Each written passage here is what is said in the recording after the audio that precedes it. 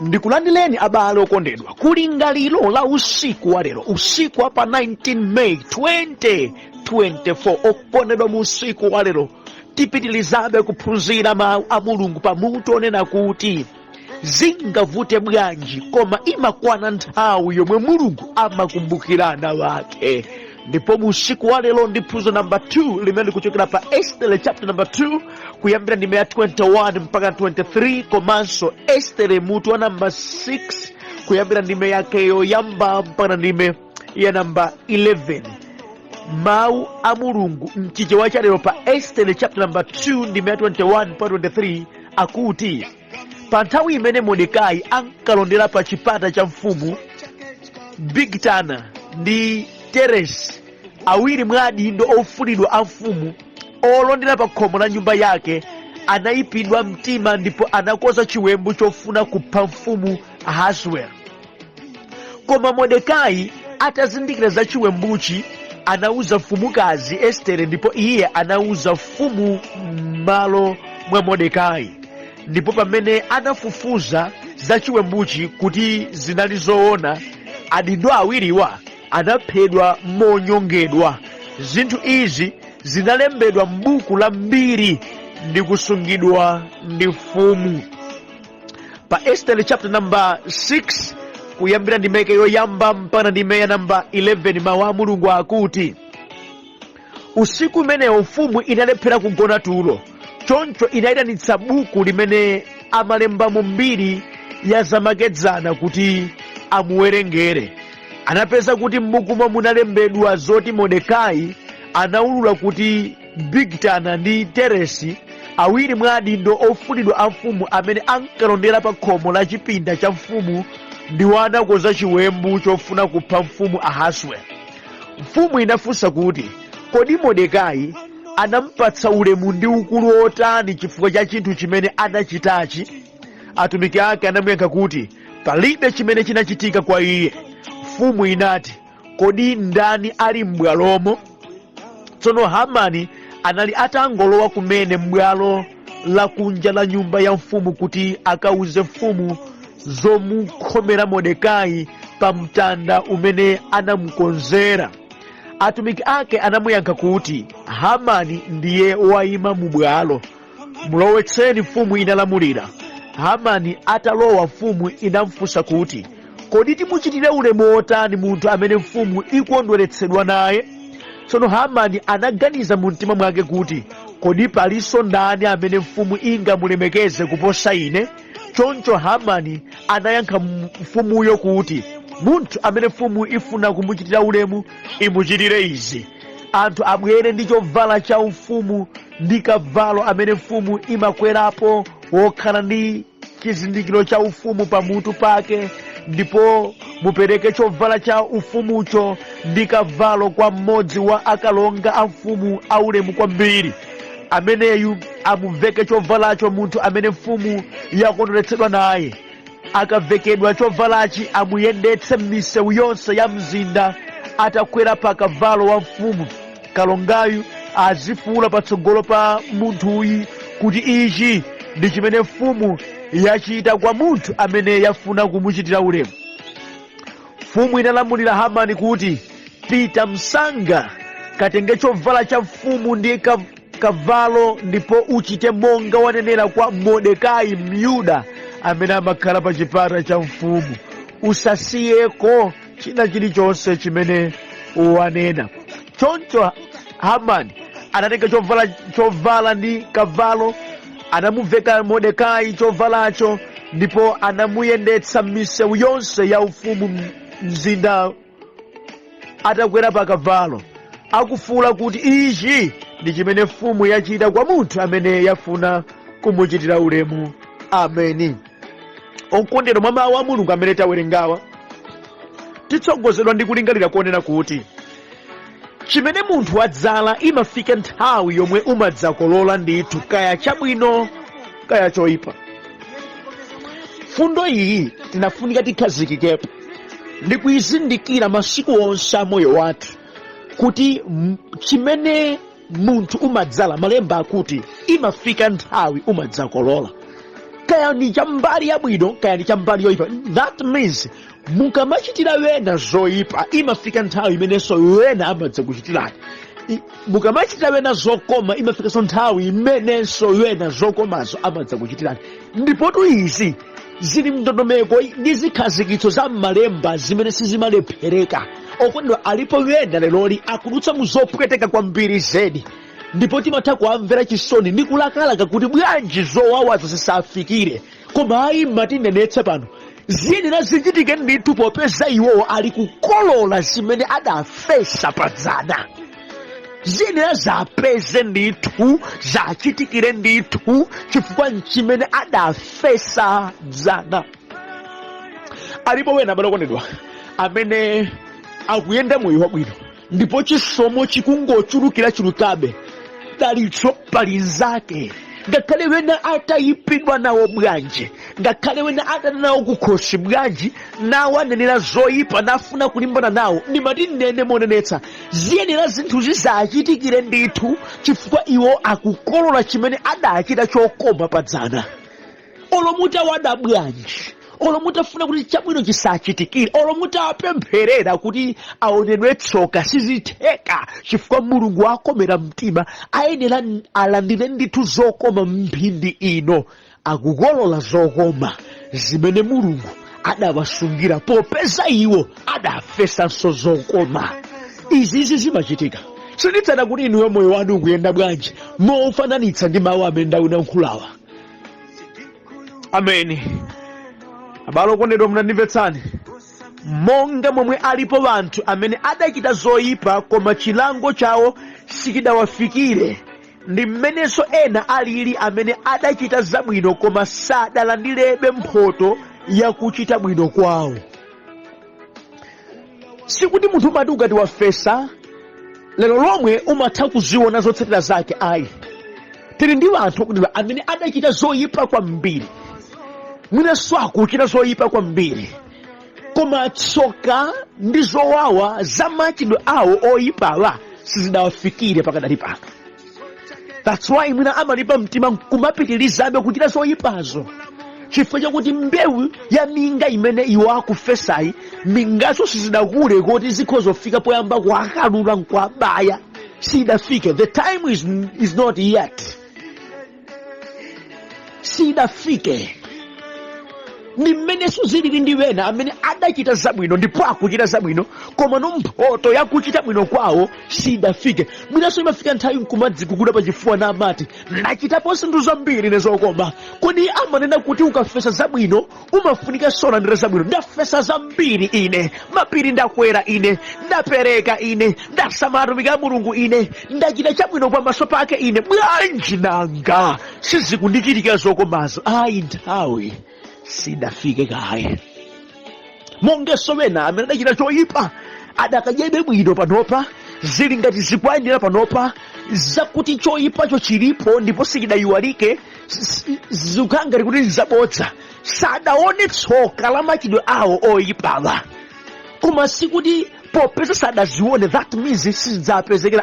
It's a matter of time. Ngati sangalape ndikuwuzani zimadafesazi adzakwana nthawi yakuti azikolole zimenezi, adzazikolola momvetsa chisoni.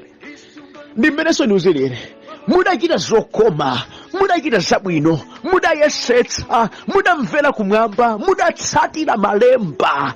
Ayi ngakhale sizidaoneke zokutsatirani zokoma, sindiye kuti kulibe. Ayi, munyengo yake yokhazikika zidzabwera ndithu, inuyo mudzapuputa misonzi ndipo chimwemwe chodzaza tsaya chidzakupezani ndithu. Mvetseni abale okondedwa, kwa nonse amene mukuyembekeza chabwino kwa Ambuye musataye mtima. China chake chidzachitika ndithu pa moyo wanu ndipo mudzadabwa kwambiri zedi. Kuchedwa kwa chabwinocho sikutanthauza kuti sikidzachitika. Ayi, zikungodikira nthawi ya Mulungu basi. Ameni. Musayambe ulesi wakuchita zabwino, wakufesa zokoma chifukwa chakuti zina zimene mmaziyembekeza simdazione. Zidzachitika ndithu. musataye mtima, zidzachitika ndi mudafesa ndithu zimene zija pamaso pa Mulungu, zilipo ndithu zimene zija. Ndimvetsani, idzakwana nthawi imene mwinanso simudzamvetsetsa chimene chidzapangitse kuti chabwino chikugwerera. Idzakwana nthawi imene chachina ndo chileke chidzachitika, ndipo inuyo mudzadabwa kwambiri zedi, mudzadzidzimuka. Ndi Mulungu todabwitsa, ndi Mulungu azatheka bwanji. Ndipo ndikambe nanu kunena kuti kuchedwa kwa zimenezi kunena kwina pakuti sizikuchitika monga mmene mmaganizira ndi mu nthawi yanu, sizikutanthauza kuti sizidzachitikanso ayi. Vuto anthufe timatha kudziwerengera masiku, vuto anthufe timadzikira malire, vuto anthufe timafuna kuti zikhazikitso ndi machitidwe a Mulungu adzichitika motengera kuganiza kwathu. Ayi, zimangodikira nthawi ya Mulunguyo basi. Ikankwanira Yehova nthawi yake monga mapulani yake, muziona zokhazokha zikuchitika. Bango likapsa mmwamba okondedwa, silimachitaulira mphepo kuti lipupusidwe ayi, lokha limathothoka ligwa pansi. Kamundimvetsa balo okondedwa, mawu amene tawerengawa ndiye chitsimikizo chakuti nthawi ya Mulungu ikakwana palibe amayimitsa. Mordekai adachita chabwino kwambiri kumchitira mfumu, chakuti adamva vena aukamba zoyipa zofuna kupha mfumu. Mordekai sadakanawo mbali yofuna kuchita chipongwe mfumu, adakaziwulula zimenezi kudzera mwa Estere. Ndipo mfumu itafufuza idapeza kuti ndi zoona, ndipo according to the law, monga mwa malamulo, anthu adanyongedwa, adaphedwa. Ndipo izi zidalembedwa m'mabuku, koma Mordekai sadapatsidwa ulemu uliwonse, ndipo sadalandire kanthu kena kalikonse pa chabwino chimadachira chopulumutsa mfumu. Ayi, chokoma ndi ichi, nkhani idalembedwa. Tsiku lina mfumu idasowa tulo, imati ikati chizine tulo tosabwera kuti ndiwerengeko history. Atamba kuyiwerengera adapeza mzolembedwazo kuti Mordekai adawulula chiwembu choteteza mfumu mpaka na mfumu idapulumutsidwa. Koma palibe chimene chidachitika. Mfumu ikufunsa, atachita zokoma zotere Mordekai tidamuchitira chiyani? Akuti ayi palibe. Ayi, muli ndani m'bwalomo? Nawo m'bwalo mudali Hamani amene adakonza chiwembu chofuna kupha Mordekai chifukwa amadana naye. Tandipetsani, mfumu ikuti iwe tabwera Hamani, kodi tingamuchitire chiyani munthu amene mfumu yakondwera naye kwambiri? Mordekai podzilingalira, Hamani podzilingalira ngati kuti zikho zochitikira iyeyo, ndi adayalatu mumveke chovala cha ulemu, akwere pa kavalo wanu, ndipo ayende m'mizinda yonseyi adzifuula kunena kuti uyu ndi amene mfumu yakondwera naye kwambiri. Akuti ehe, wakambazi kachitire Mordekai. Idakwana nthawi modzidzimutsa imene Mordekai adavala chovala cha mfumu, adakwera pa kavalo wa mfumu, adayendetsedwa m'mizinda, adapatsidwa ulemu, adatchuka in a day. Idakwana nthawi adalandira zachimene adafesa. Ameni. Ndimatendeka penano abale okondedwa, mwa mawu a Mulungu amene watiphunzira mozingapo choyambirira. Tsimikizikani mtima kuti zabwino zimene inuyo mumachita zimakafika pamaso pa Mulungu. Ameni. Kangakhale kochepa bwanji, kangakhale kuoneka kodereka bwanji, koma ngati ndi zabwino zimakafika pamaso pa Ambuye. Monganso zimakafikira zoyipa zimene munthu achita mdziko lapansi, zingakhale zochepa bwanji zimakafika. Machitachita athu wonse amakafika pamaso pa Mulungu, mwakuti zabwino zija mudachita zija Mulungu adaziona, Mulungu akuzidziwa, Mulungu adakonza mphotho yake. Chilipo chokoma china chake chimene adzakupatsani. It's a matter of time. Abale tamvetsani, chimene Mordekai adachitachi chokana kujoina vanthu oyipa ofuna kupha mfumu, chimene Mordekai adachitachi chokaulula za chiwembu choyipa chimene makosana adachita, zidakafika pamaso pa chauta, ndipo mfumu idazindikira nazilemba zinthuzi. It's a matter of time, reward yake idzakufika. Tamuona ni Mordekai akuonetsa karakter yabwino kwambiri ya wanthu ofuna anthu amene amapemphera, amene asamapangisa sapoto zobe. Abale ndimatika penano, ngati inu mumapemphera mudzichita zabwino. Ndipo chabwino china chimene mungamachite nchakuti musamasapote zoyipa. Never support bad things. Never support the works of the devil. I never implement the plans of the devil. Never. Musamasapote zoyipa. Atamva Mordekai zachiwembu chimenechi sadasapote zimenezi. Ndimati ndikulimbikitseni abale amene mudapanga pangano ndi Yehova la kumutsata ndi kumpembedza, musamasapote zoyipa, osamasapote za Satana. Ayi, nchabwino chimenechi.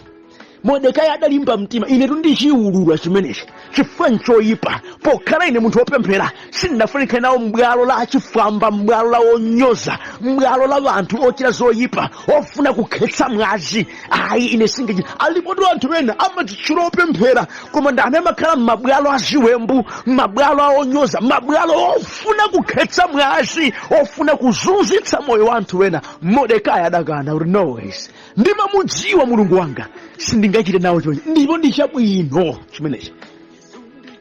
Amen. Zabwino zimene mmachita abale wanga, zakukana zoyipa. Zabwino zimene mmachita abale wanga, zakutsutsa tchimo. Zabwino zimene mmachita abale wanga, zakupulumutsa moyo wa munthu. Zabwino zimene mmachita abale wanga, zakuteteza miyoyo ya anthu ena iyende mchilungamo cha Ambuye Yehova. Zimenezi amaziona ndipo ilipo mphotho yake. Amen. Mdziko muno alimo anthu oyipa kwambiri, anthu amalingaliro ngati anthu awa ofuna kupha munthu. Musapite nawo matimati. Ayi ndadi abulosa. Amen. Tandimvetsani, gawo lina limene likundigwira mtima pa gawo loyambali nkuti mfumu nayo sidangomva nkhani imeneyi ingochita phuma nkuwanyonga anthu ayi, adafufuza. Chinanso chimene anthu vechimatilaga pa ubwino wathu ndiye kuyamba kungochita zinthu koma rosafufuza. Koma mfumu iyi idafufuza kuti idziwe chilungamo chake. Ndimati ndikupangireni chabwino china chakuti chichitike ndi moyo wanu abale wanga, nchakuti pakena kalikonse kochitika muziyamba mwafufuza chilungamo. Osamangoti poti wakamba ndi wamkulu, poti akamba ndi aujeni, awa wangotchuka, poti akamba izi. Mudzifufuza nkhani kumazifufuza. Osamangobokera nkumayankhirako zina zonena kuti simuzifufuza. Abale ndimati ndikambe kamba kakuchita ulesi nkufufuza. Anthu fe opemphera afe tayankhira nkhani zosafunika kuyankhira, tapaka anthu mayina osafunika kuwapaka, tachita anthu zipongwe osafunika kuwachita zipongwe, tathetsa maubale ena osafunika kuwathetsa chifukwa chakuti tidangomva zimabodza za mdierekezi koma tosafufuza. Ndimati ndikambe tengani chitsanzo chabwino cha mfumu idafufuza kuti ipeze choonadi. Ubwino wa Mulungu abale okondedwa ndi Mulungu woweruza wolungama amene mfumu iyi karakita yake ikuonetsera. Atapeza chilungamo pamene akapereka chilango. Tidzichita zinthu mwachilungamo, tidafufuza bwino. Mudzikamba nkhani mudafufuza bwino, mudzicheze mutazifufuza bwino, mutadziwa choonadi chifukwa nchimene chidza kumasula. Makilachita amene waso amagafika pamaso pa Mulungu. Amen. Amagafika pamaso pa Mulungu. Amagafika pamaso pa Mulungu. Monga zola kwanso zimagafika pamaso pa Mulungu kudikira chilango. Ndibateka pena na borokodedwa. Tadzone kachiwirinji. Mudzichita zinthu kuti ndi chikhalidwe cha moyo wanu, osamachita zinthu mowerengera mphoto imene mungalandire. Amen. Zabwino zochitirana chingokhala chikhalidwe chanu.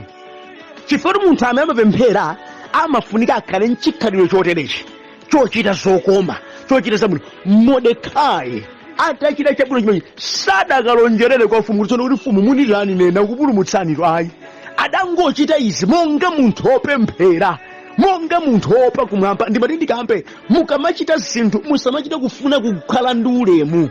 Wenatu alipo amati olo kupereka kumene kuchalichi kupanda kualengeza koma kupsa mtima kwakeko kusatero kuchita kanthu kabwino ndi kuti munthu uyo afuna ukangokumana naye munthu uyo ndi uzimuthokoza, ukapanda kumuthokoza pa chimene akuchitira patsana koma amakwiya kwambiri.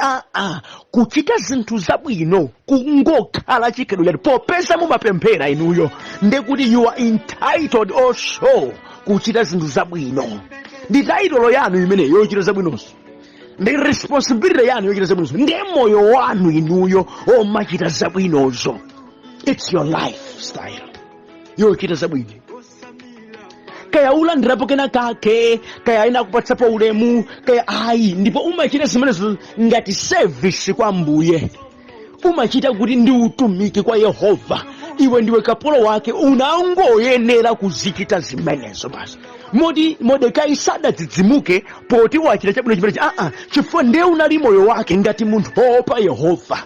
Ndikupangira na balokondedwa. Zabwino zimene munafuna muzichita mdziko lino zizikhala zongokhazikika moyo mwanu ngati utumiki umene Ambuye adakupatsani, ngati moyo umene munafuna mukhale ngati opemphera, ngati chionetsero chimene inuyo munafuna mukhale munthu okhala ndi Mzimu Woyera. Amafunika kuti azionetsera zipatso zake zakupeza kwa Mzimu Woyera mkati mwake ndiye chikhalidwe chabwinochi. Amen. Osamachiti mukachita chabwino kwa ena kumatu kwa akumba twenawo, kwa akumba kwa galauza zenizeni, iwo kumachita kuchotoloma abale kunali kwabwino adali asanachitire chifukwa ndiye ndimavulika nawo mimi, ndimabowoka nawo. Ayi, musamatero. Chingokhala chikhalidwe chanu chimene. Amen. Koma upeza Mulungu ndi amene amadziwa zonsezi, kumwambako kumakuwerengerani kuti iyi ndi mbewu mwadzala, tsiku lina mudzakolola zabwinonso. Amen. Koma mtima wanu usakhale ndi phuma loyang'ana chimene mudzati mukolole ayi, koma kuti ungokhala moyo wanu, chingokhala chikhalidwe chanu, ndi mmene inuyo mudzikhalira moyo wabwino. Amen. Chachitatu ndi chabwino kondedwa. Pangatalike bwanji chimene chili chako chimadzakupeza mwa njira zodabwitsa. Amen. Pangatalike bwanji zoti mudzakolole zimadzafika ndipo modabwitsa.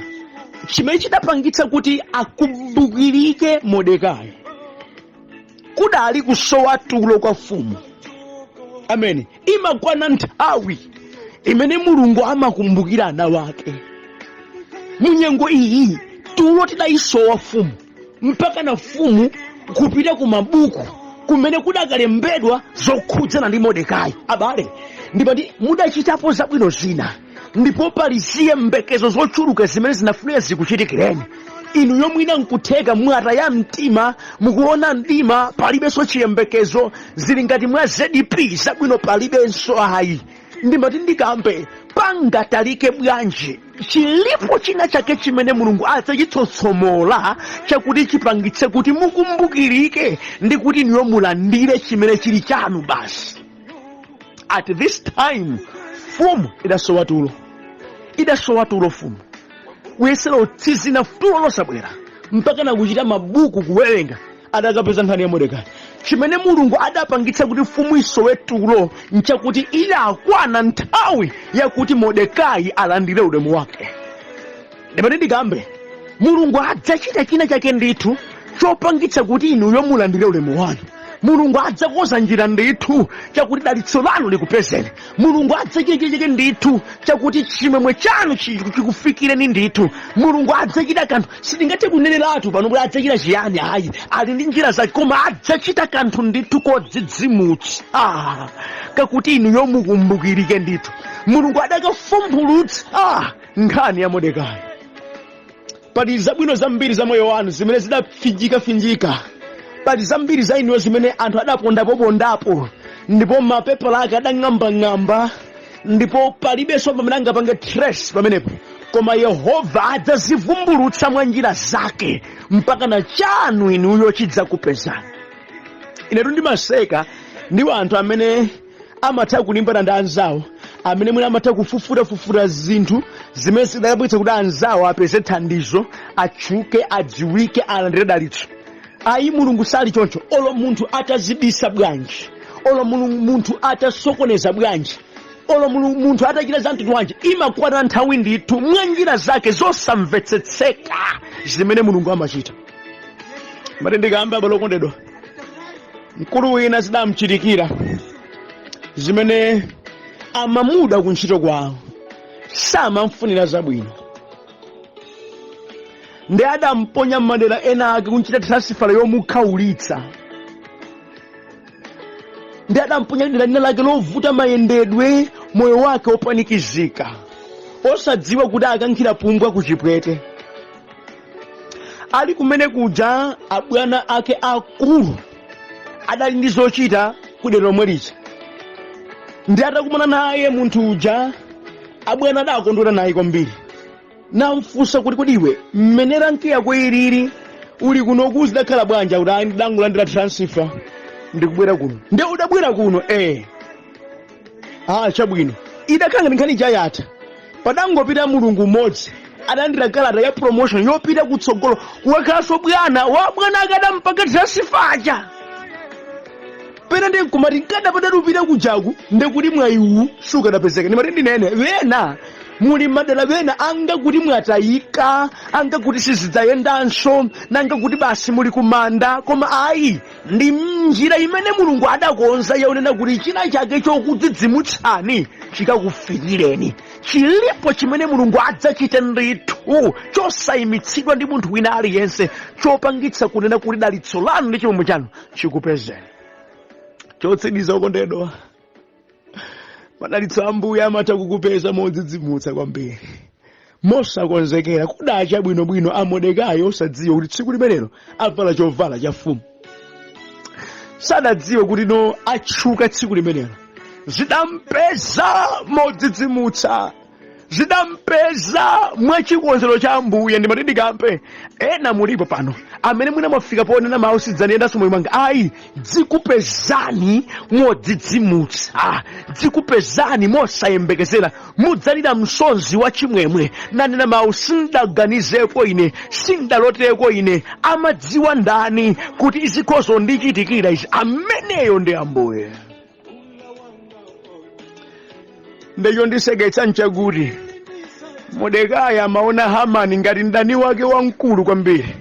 Hamani oti akhoza kuchotsa ngakhale moyo wake. Hamani amene anali ndi kuthekera komuchita chipongwe.